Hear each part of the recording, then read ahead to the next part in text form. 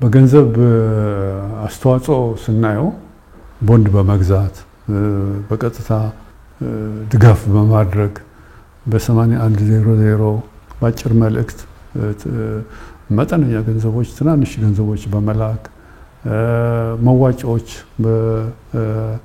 በሴቶች በዓላት ዋንጫዎች ዙሪያ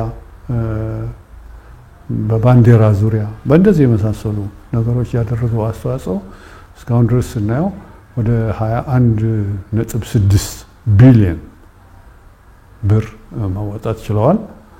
በጉልበትም የረዳው ስናይ ወደ 120 ቢሊዮን ብር የሚያወጣ የጉልበት ስራ አስተዋጽኦ አድርገዋል።